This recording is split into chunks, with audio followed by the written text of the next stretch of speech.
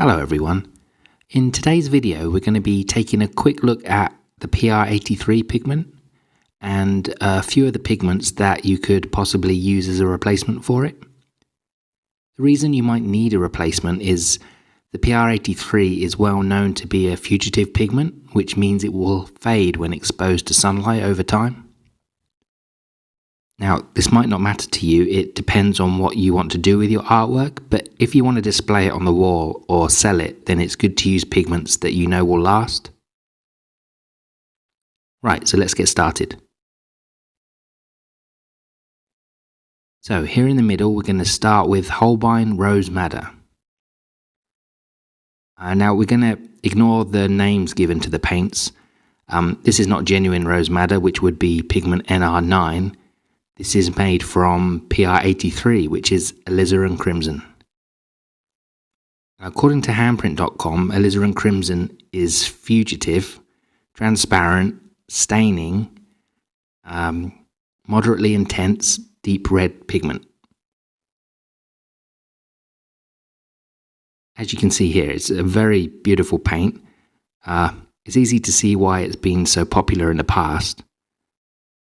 I find that almost every pre-2000 watercolor book I read recommends this pigment to beginner artists, and even now I see many good artists using Alizarin Crimson, though it's quite likely that they're using a permanent Alizarin Crimson, which is a multi-pigment mix made to imitate this one, but with more light-fast pigments.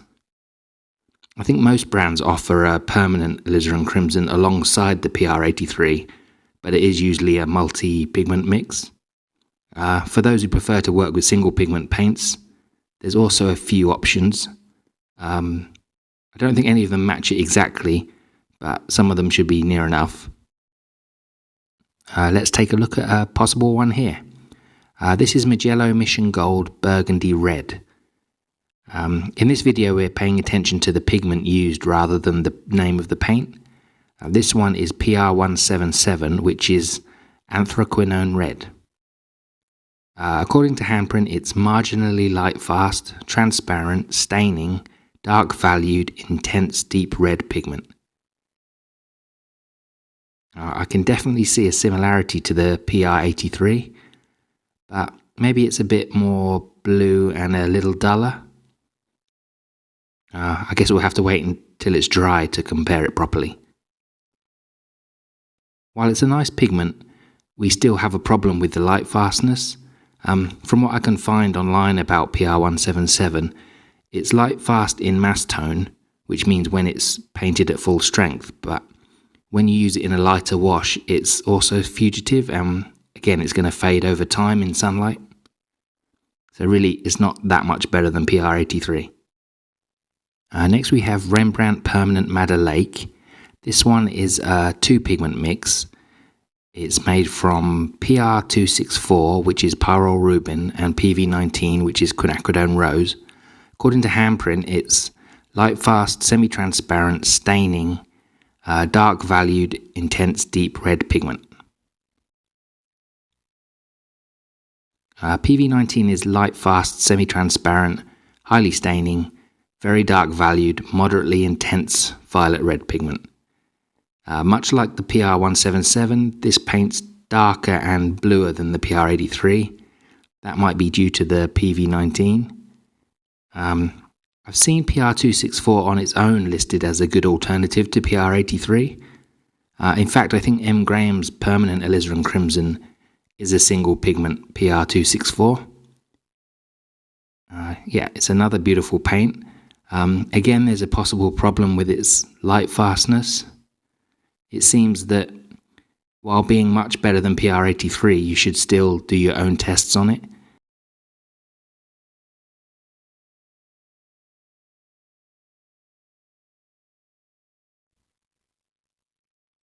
Okay, next is Mijello Mission Gold Rose Madder.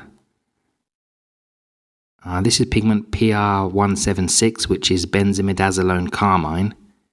Handprint says it's light fast, transparent, highly staining, dark valued, intense deep red pigment. Wow, it does look very bright actually, this one. I'm not sure if it's like that typically, or if Mijello are adding something to it to make it extra bright. It's another pigment that, while better than the PR83, it still has questionable light fastness. I've seen like PR177, it's light fast in mass tone, but when more diluted, it will fade when exposed to sunlight over time. There seems to be a clear pattern here with these reds, that many of them have not so great light fastness. So really all of them are only a slight improvement over the PR83.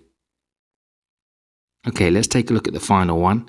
This is Schmincke Horadam Permanent Carmine. It's made from PV19, which is quinacridone rose. PV19 is a light-fast, semi-transparent, staining, moderately dark-valued, intense deep red to violet red pigment. I'm getting this one from a dry pan, so it's not as easy to get the paint as thick as the others. This one does look a lot more magenta than the others too. So maybe it's not a very close match to the PR83. It is very beautiful though. And also it doesn't suffer the light fastness problems that all the others have. So maybe this is actually the best option to replace the PR83. Okay, let's take a look at them when they're dry.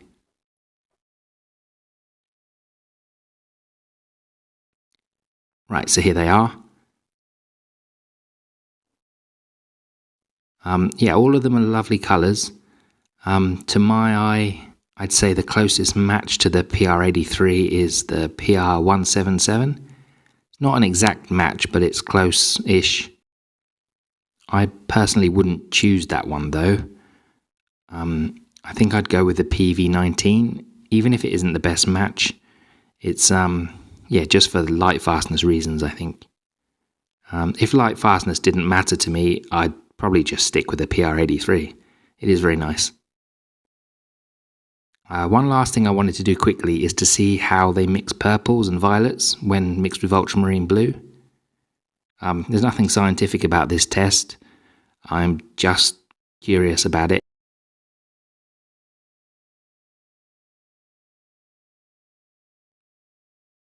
Right, so first I'm going to mix the PR83 with the ultramarine blue, which is PB29. You can definitely get a nice dark violet.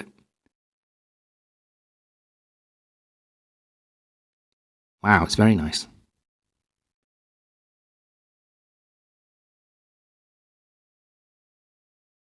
Okay, so now onto the Mijello Rose Madder, PR176. Same mix again with the PB29. I feel like I needed a lot more ultramarine to get this pigment to turn violet. Nice result though, I think.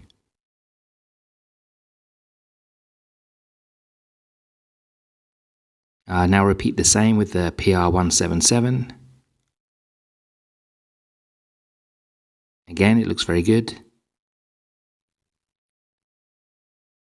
Yeah, again, a lot of blue needed for this one too.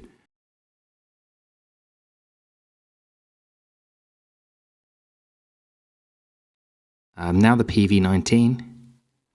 As I said before, this one comes from a dry pan, so it wasn't as easy to get a dark mix. But just like the others, it makes a beautiful violet.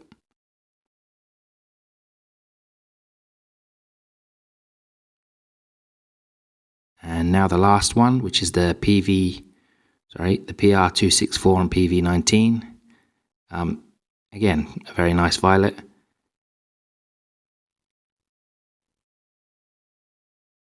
So here they all are when dry. Yeah, some beautiful separation going on with a couple of them. So what do you think about PR83?